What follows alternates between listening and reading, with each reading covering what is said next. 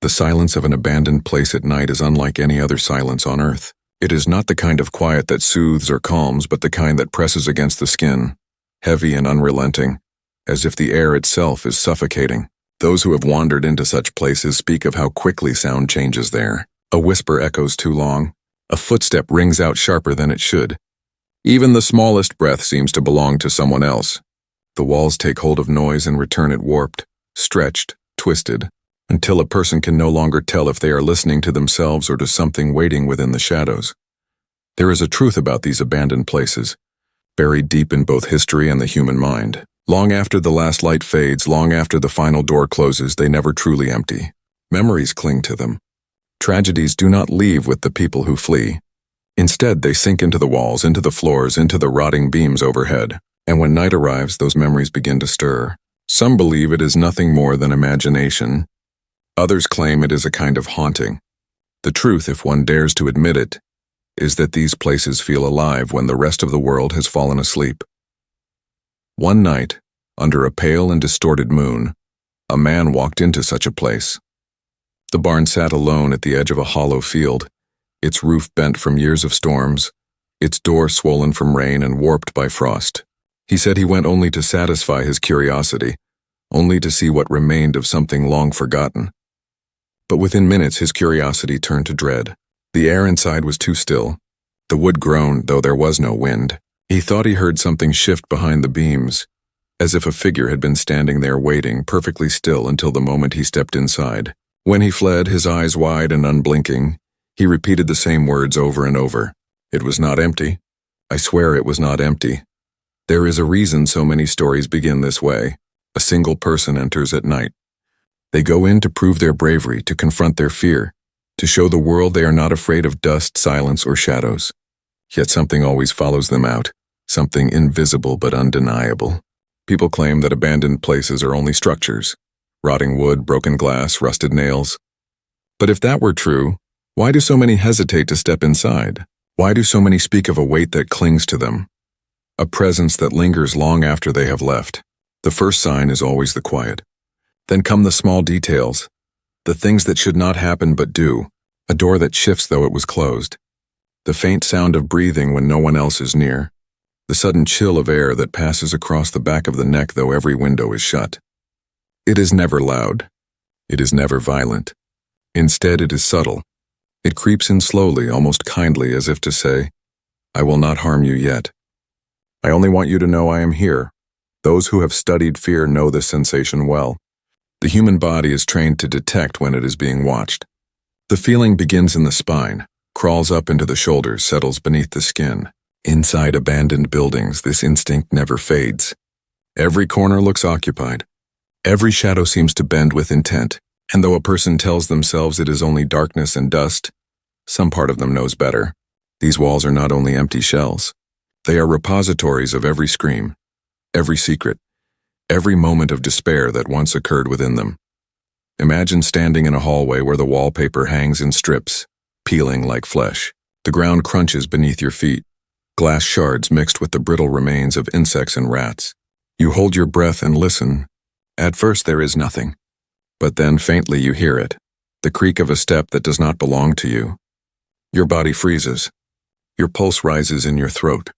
The silence breaks into fragments, and each one cuts deeper than the last. You wait for another sound, telling yourself it was only the shifting of the building, only the collapse of old wood. But then it comes again, louder this time, and it is unmistakable. Something is moving closer. People say that night transforms these places into something unnatural, but perhaps it is not the night itself. Perhaps the truth is that these places were never natural to begin with. They are built upon foundations of tragedy, fires that consumed lives, illnesses that swept through families, accidents that tore bodies apart.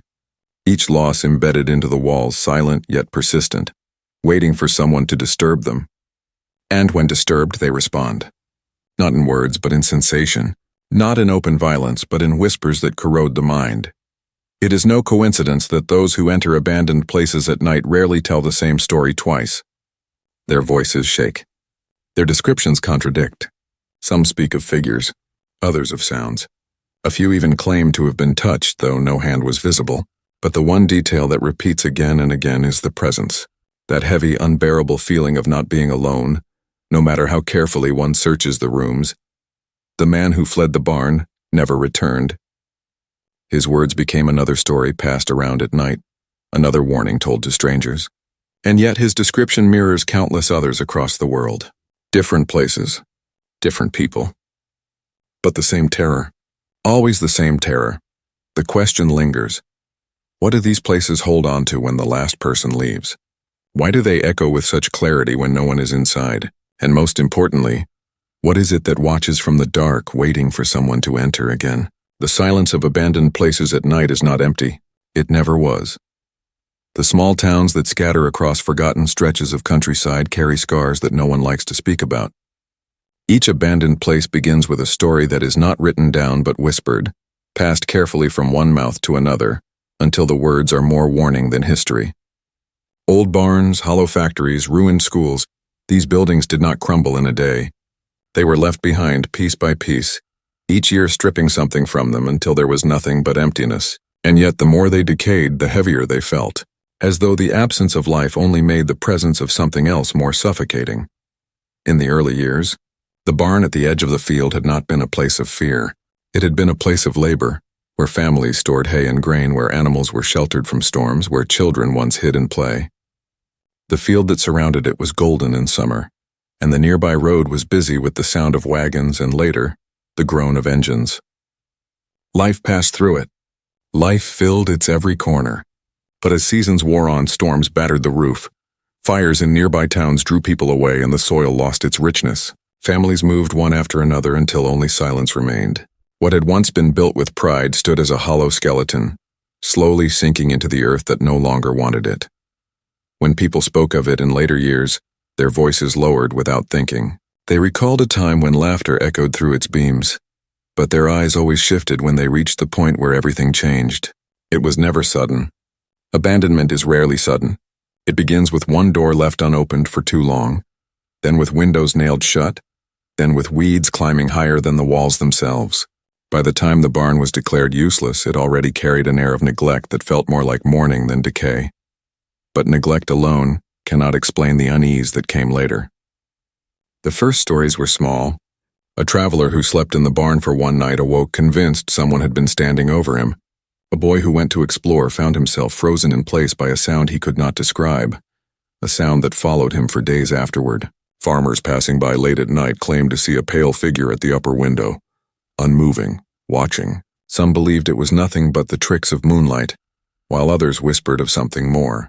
The rumors grew stronger as the years stretched on. In towns like these, memory lingers in the walls longer than anywhere else. Each family that leaves behind a house or barn leaves behind a part of themselves. Arguments shouted in the dark, the stillness of a deathbed, the silence of prayers unanswered. Over time, these fragments pile up until the walls can no longer contain them. What remains is a structure that feels more like a vessel of grief than a building of wood and stone, and when night falls, that grief stirs. It seeps out through cracks, curling in the air, waiting for whoever dares to cross the threshold. The community that surrounded the barn never spoke openly of what they felt when they looked at it. Instead, they avoided it. Roads curved just slightly away. Children were warned not to play near its edges. Even those who scoffed at the thought of spirits found their pace quicken when they passed by in the dark. The air around it seemed different, heavy, charged, as though it held something unsaid. There were older tragedies connected to the land, though no one could say for certain which ones belonged to truth and which belonged to rumor. Some said a farmhand had hanged himself in the rafters after his family perished in a fire. Others claimed a group of men once took shelter there during a storm and never returned. Their bodies found days later with expressions no one dared describe. Still others whispered that children went missing, their small footprints leading only as far as the barn's door before vanishing entirely. Each version of the story contradicted another, but all of them shared the same anchor, the barn itself, silent and waiting. It is important to understand that abandoned places do not need proof to carry fear. They are built upon layers of absence. First absence of sound, then absence of light, and finally absence of truth. What people do not know becomes what they fear, and the less they know, the darker that fear becomes. When a place loses its history, it gains a different kind of weight. It becomes a blank surface where the mind paints whatever horrors it wishes. The barn had lost its history, and in its place an endless shadow grew. What remained of the community learned to keep distance. Strangers who passed through sometimes went inside, but rarely did they stay long. A few returned pale and trembling, their voices cracking as they tried to explain that something in there did not feel right. Others said nothing at all, staring off into the distance as though leaving words unspoken was safer than giving them shape. Each account, no matter how fractured, added to the growing sense that the building no longer belonged to the living. The fields around it sank into ruin as well. Once fertile, they became barren, overrun with weeds that no plow could tame. The road that led to it fell into disrepair, and vehicles avoided it when possible. In time, the barn no longer looked like part of the world around it. It seemed separate, as though it had been cut out from another place entirely and left there by mistake. And yet, even as it decayed, it remained. That persistence, that refusal to collapse into the earth, gave it a different kind of presence. It was no longer simply a structure that had been abandoned. It became a reminder of something unfinished, something unresolved. It stood like an open wound, never healing, never closing, always waiting for someone to notice. The story of the barn is not unique. Every town has its own version. A schoolhouse where children once laughed, but where windows now stare empty. A hospital wing where screams were silenced, but where doors now rattle in the night. A factory floor where machines once thundered, but where only shadows move today. These places connect across distance, linked not by fact but by feeling. They remind us that abandonment does not erase. It only conceals. And in every story there comes a moment when someone decides to step inside. They go not because they should, but because something about the silence pulls at them. Because something about the darkness feels like a question demanding an answer. That is where the true horror begins. Not in the history itself, but in the compulsion to uncover it. The barn waits still, as countless others do, quiet in the day and stirring at night. And those who pass too close feel it even now. That subtle pressure of eyes that are not there. The weight of memories they do not know. History lives in silence, but silence is never empty. The first sign that something was wrong did not come in the form of a scream or a body. It came quietly in the subtle ways fear always begins. The stories that spread through the community were not tales of violence at first, but of unease. Farmers who passed by the barn late at night said their horses refused to go near, the animals shuddering and pulling away as if the air itself pressed against them. Travelers described waking in the night to see a faint glow flickering from the windows, though no one had lived there in decades, and no lanterns could be found inside. Children who dared one another to approach the door claimed to hear voices whispering just beyond the wood, calling their names though no one else stood nearby. It is in these quiet beginnings that true horror thrives. Fear does not often announce itself with thunder. It seeps slowly into the cracks of ordinary life, unsettling routine until what was once familiar becomes unbearable. The barn had been ignored for years, left to decay in silence. But once people began to notice these disturbances, the silence felt different. It felt watchful. As the months passed, the disturbances grew bolder. A group of hunters once took shelter there during a storm. They entered laughing, their boots heavy on the floor, the air thick with the smell of rain and mud. Hours later, only two emerged. Their faces were pale, their voices strained. They never spoke of what happened inside, not to family, not to friends, not even to each other. The only words they allowed to pass their lips were spoken in a flat whisper. "We will never go back." The others were never seen again. At first, the community tried to rationalize it. Hunters often lost their way. People sometimes vanished in storms. But unease gnawed at the edges of every explanation. The two survivors avoided the barn with such intensity, crossing entire fields to keep distance, that others began to wonder what had forced such silence upon them. Rumors spread quickly, as they always do in places where isolation breeds suspicion. Some said the men had witnessed a figure, pale and unblinking, that walked the rafters without sound.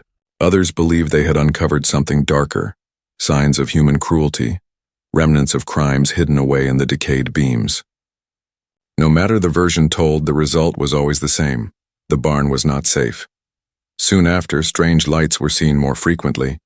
The glow was not warm like a fire or lantern. It was cold, colorless, and it pulsed as though it were alive. People swore it was brightest at the window where children once played, as if something stood behind the glass holding a lantern of its own. And then there were the sounds. At first they were distant, like the shifting of wood in the wind. But then came the footsteps, measured, heavy, moving from one end of the barn to the other, stopping only when someone stood listening. The silence that followed was worse than the sound itself, as if whatever had been moving now waited, listening back. The turning point came when a local boy disappeared.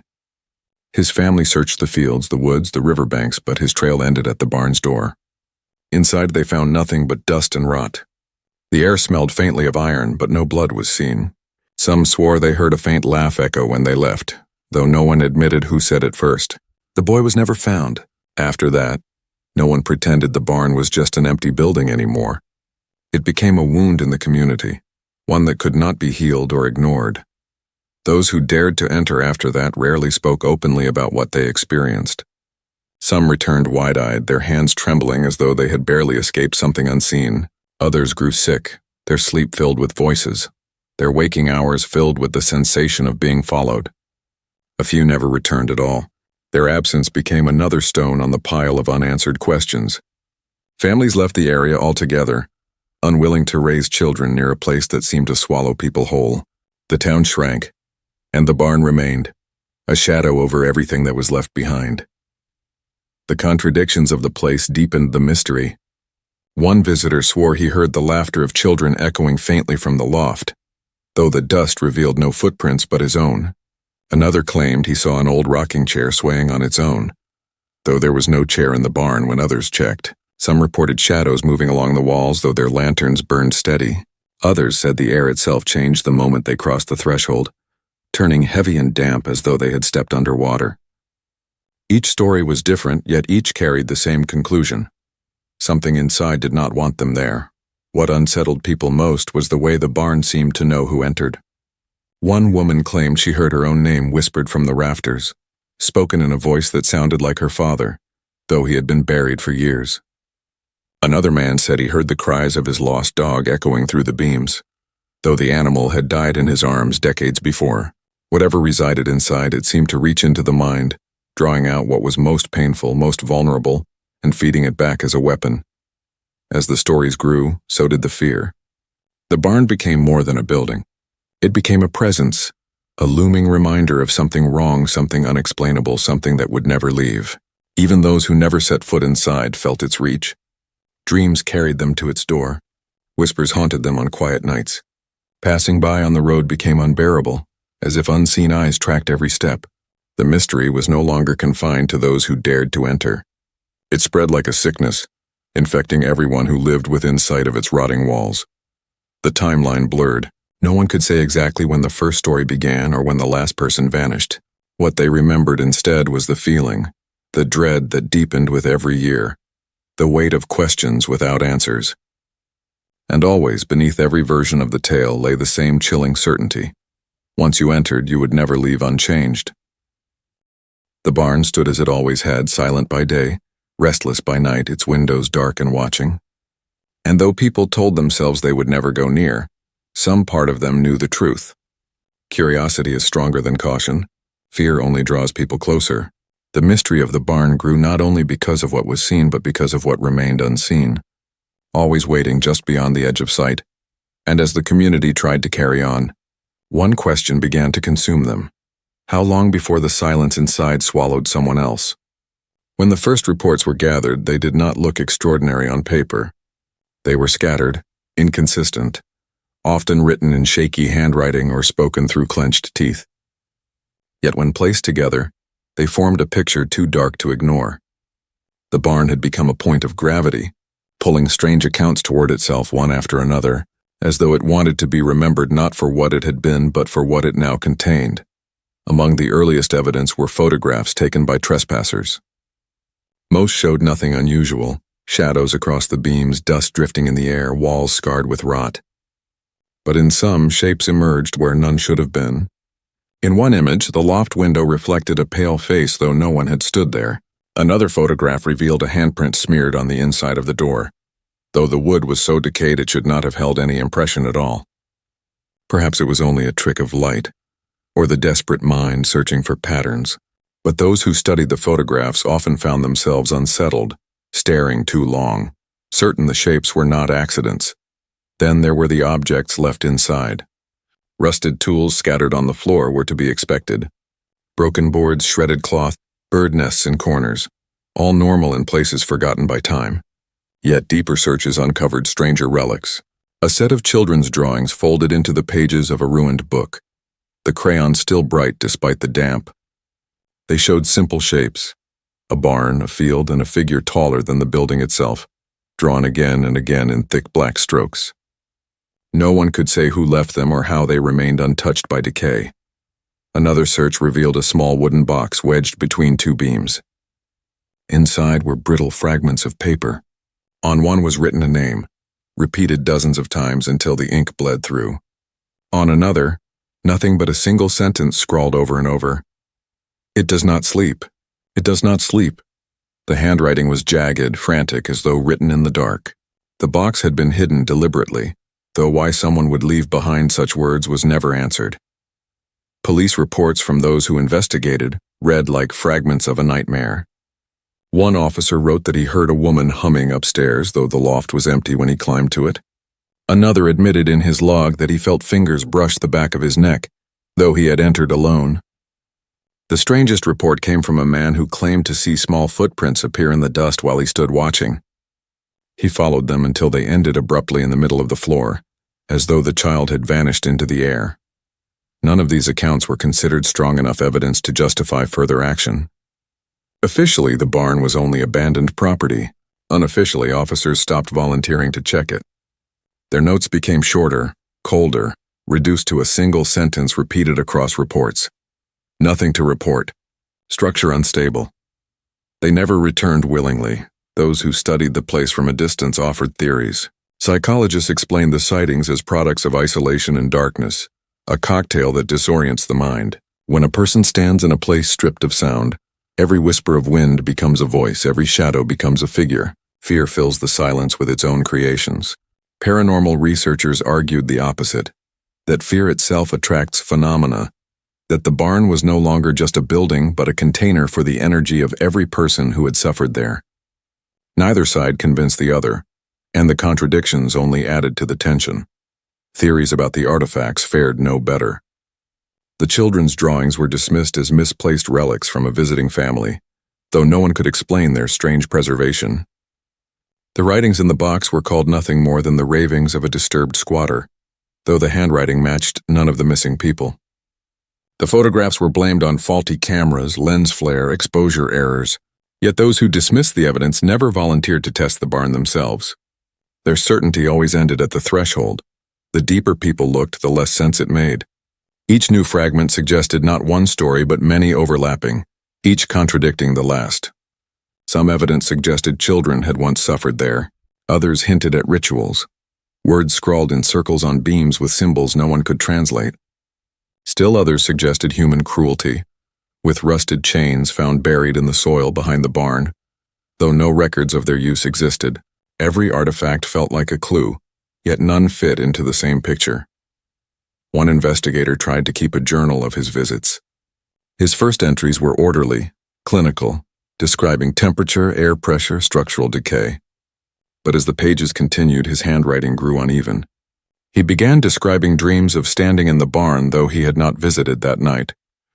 He spoke of hearing the sound of a heartbeat in the walls, low and rhythmic, loudest when he closed his eyes. His final entry ended mid-sentence. The ink dragged down the page as if the pen had slipped from his hand. He never completed the investigation, and the journal was found lying in the dirt near the door, damp with rain. The accumulation of evidence created not clarity, but fracture.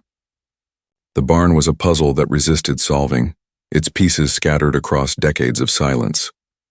Every attempt to bring order to it collapsed into uncertainty. The artifacts remained, the reports lingered, the photographs were passed around late at night in whispers. Yet the barn itself gave no answer.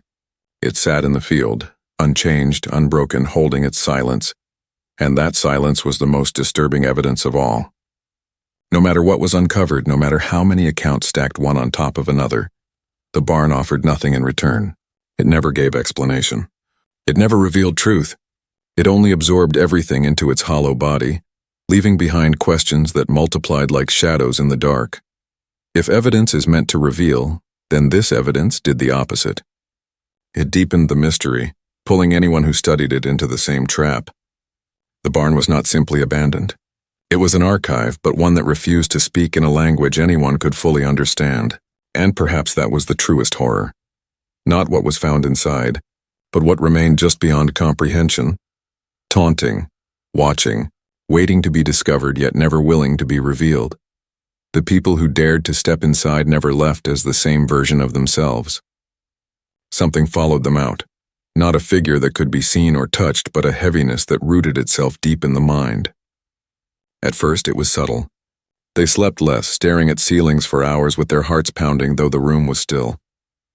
They grew irritable, restless, as if every sound in their homes carried a threat. But as weeks passed, the change grew more severe. Smiles vanished. Voices broke. The sense of being watched no longer faded with distance. It clung to them wherever they went, as if the barn's silence had stretched its reach and embedded itself into their very breath. Families noticed first. A husband who had once laughed easily now sat unmoving at the table, his food untouched, his eyes distant. A mother who once hummed lullabies to her children began snapping at them, insisting they stay near, locking doors that had never been locked before. Those who had entered the barn spoke little of what they had seen, but their silence spoke louder than any words. They were consumed by something no one else could name, and their loved ones lived with the weight of watching them crumble without knowing how to help. Some of the most chilling accounts came not from those who entered, but from those who lived alongside them afterward. One woman described waking to find her husband standing at the window, staring into the darkness for hours, whispering under his breath words she could not understand.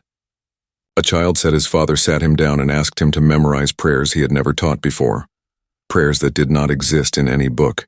Another family reported their daughter screamed every night at the same hour, her body rigid, her eyes wide open though she was still asleep. She whispered about doors opening where none existed, about voices telling her not to listen to her parents.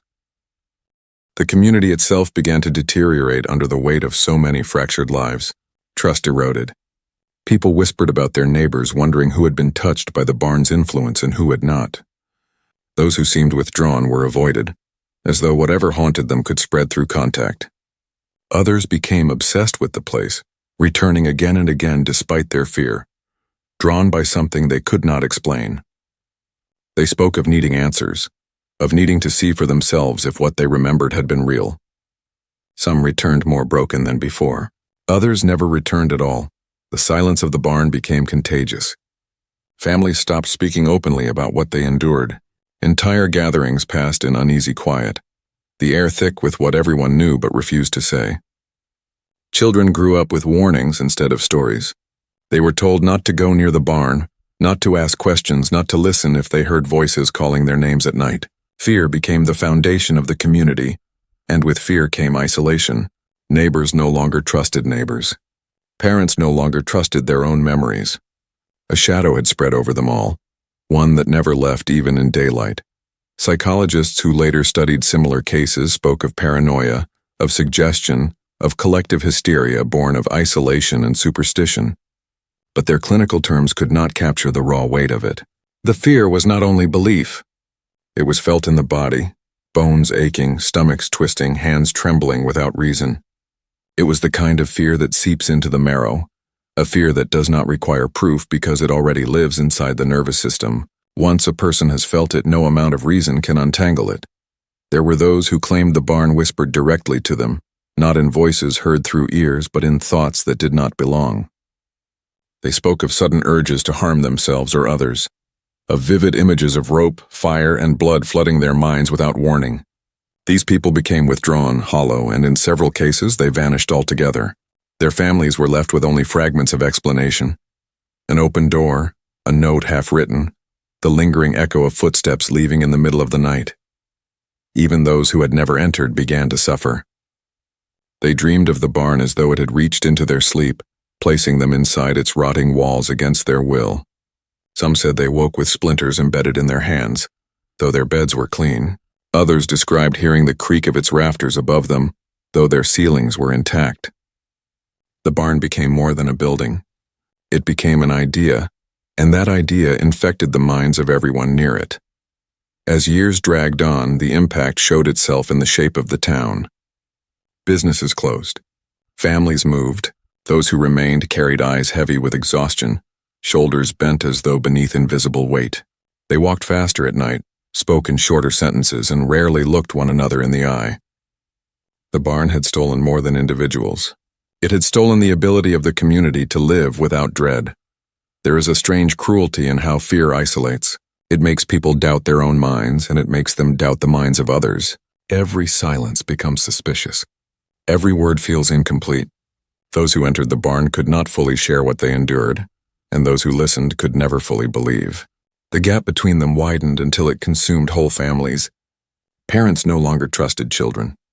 Husbands no longer trusted wives. Even faith itself seemed to fray, prayers spoken more out of desperation than conviction. What remained was a community hollowed out by something it could not name. The barn stood untouched, its walls rotting, its roof sagging, and yet it was stronger than all of them.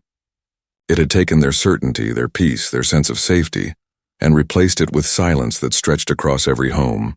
They were haunted not only by what happened inside its walls, but by what they feared might happen again at any moment. The emotional impact was not loud, not dramatic. It was a quiet erosion, a slow crumbling that left people broken without anyone noticing until it was too late. That is what makes such places dangerous. Not the scream in the night, not the shadow at the window, but the way they take hold of the mind and never let go. The barn did not only haunt the land, it haunted the people, hollowing them as surely as it had hollowed itself. And in that emptiness, the question grew heavier with each passing year. How much of what remained was the people themselves, and how much was the barn that had already consumed them? When authorities were finally pressed to confront the barn, they did so reluctantly, as though they already knew what they would find, or what they would fail to find. Official records show several searches were conducted over the years, often after disappearances or after frantic reports from residents who swore they had seen something inside. Each time investigators arrived armed with flashlights and clipboards, their boots crunching through weeds that grew thick around the building's edges. Each time they left unsettled, their reports carefully stripped of anything that might raise suspicion. To them, the barn was always structurally unsound, unsafe for occupation, unremarkable. Yet the notes written in the margins, half erased, smudged as though the writers thought twice before submitting them, hinted at something else. One report included a sketch, drawn quickly, of a figure standing in the loft. It was marked only with a question, reflection. Another described an atmospheric anomaly, a sudden drop in temperature so sharp that condensation froze on the inside of the officers' flashlights. A third report mentioned finding shoe prints too small for an adult, too recent to have belonged to anyone who lived decades before. None of these details made it into official files. They remained buried, whispered among the officers themselves, warnings not to take the assignment alone. Theories emerged to fill the silence. The most common explanation among locals was that the barn was haunted. Haunted not by one ghost, but by a collection of them, layered upon one another like the rings of a tree.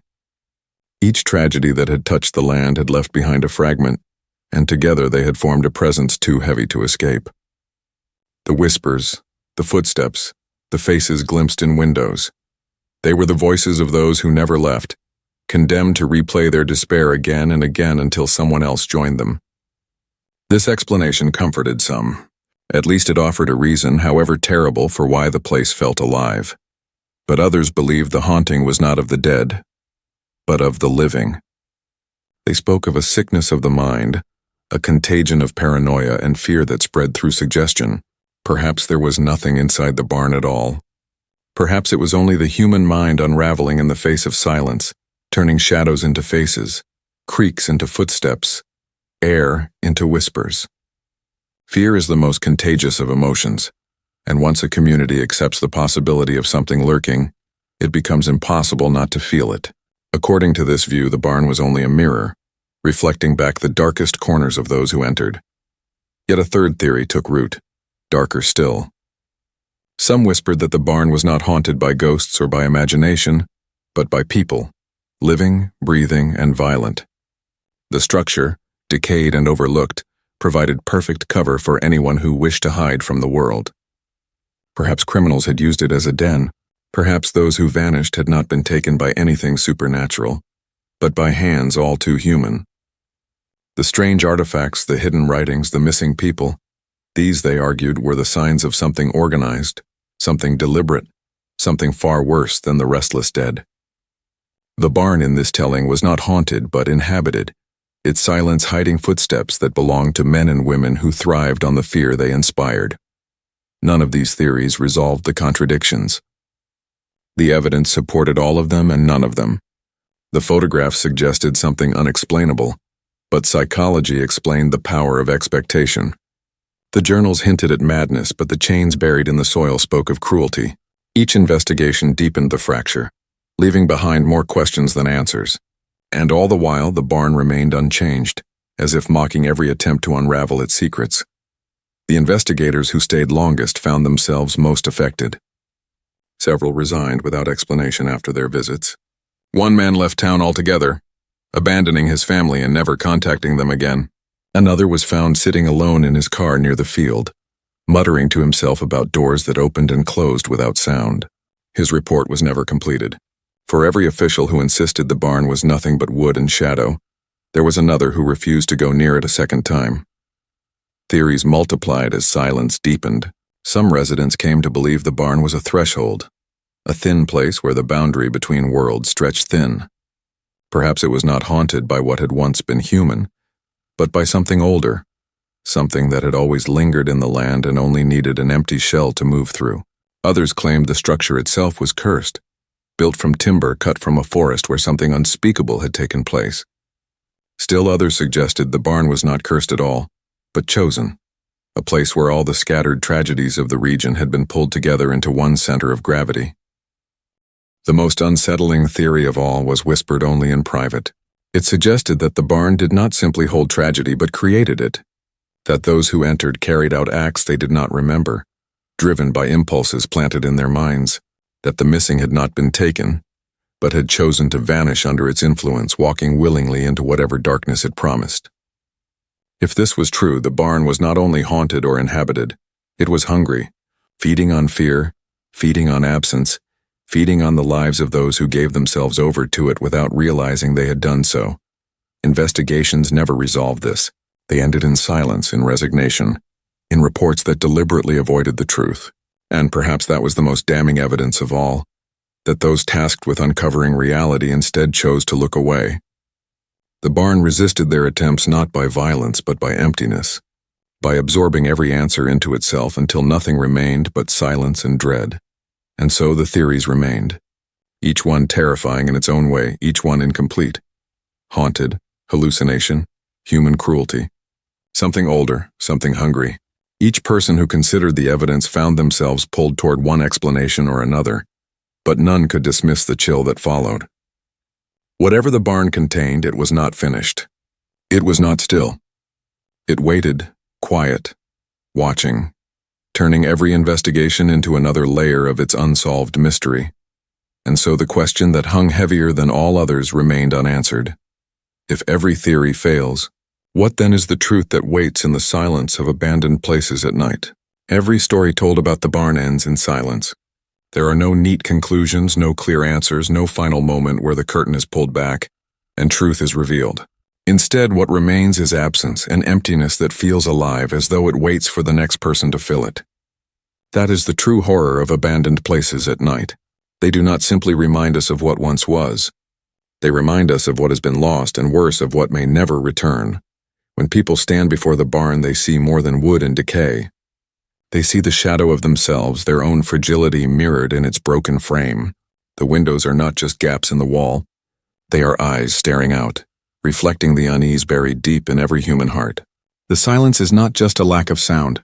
It is a weight, pressing against bone and thought alike, whispering a reminder of how easily the living can be swallowed by the forgotten. Some say the barn is only dangerous because of what it represents. It embodies death without closure, memory without comfort, history without record. It is a space where human imagination fills every corner with terror, because imagination cannot stand emptiness. Yet others insist it is more than symbolism. They argue it is active, deliberate, a presence that does not rest but waits, watching, feeding on every step taken toward it.